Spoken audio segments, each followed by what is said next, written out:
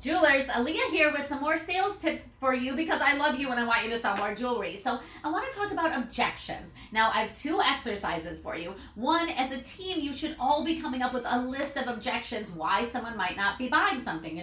Is it too expensive? It isn't their style. They already have something like it. And you should be writing at least 5 answers to all of them, or like one just kick-ass answer. But you should be coming up as a jewelry store at one of your meetings with answers to these, and I'll actually give you some ideas in the future. Also, I just wanted you to think of yourself as a customer, and I think the best way to sell is to put yourself in a customer's shoes. Now think about like when let's say you really love purses, or you really love watches or something. Why, when you're seeing watches or you're in a store, looking at different shoes, let's say you love shoes, why aren't you buying those shoes? And most of the reason is because you already have shoes. I mean, you're a shoe lover, and that's why the people in your jewelry store, they do love jewelry. That's why they're there. But a lot of the reasons they're not buying it is because they already have jewelry. But we have something that the shoe companies don't have and that the watch companies don't have.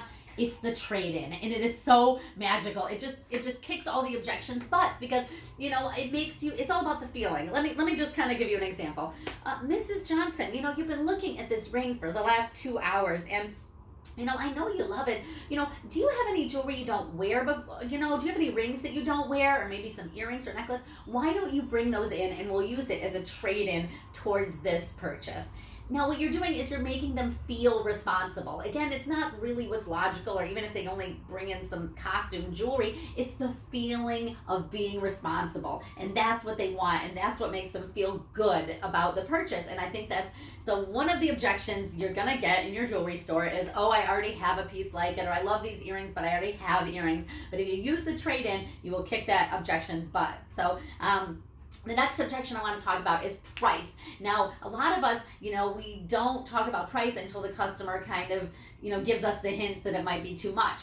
But I think you should be talking about your value through the entire presentation. There are ways to talk about value and not sound cheap. And you can say, oh, this ring is a wonderful deal because, I handmade it, and so you're not paying for the labor because I have I did all the labor myself. You're only paying for the materials, or I bought this diamond at an auction or in a second hand. I bought it from it's a previously loved diamond. All these things add value, and I think a lot of customers want to hear the value story, and so you need to tell them constantly and reinforcing why it's a good value. And the next objection I want to talk about is the style. So a lot of times, oh, it's not me, and I'm not sure if it, it's a little too modern, or it's a little too flashy. I don't wear something that bright.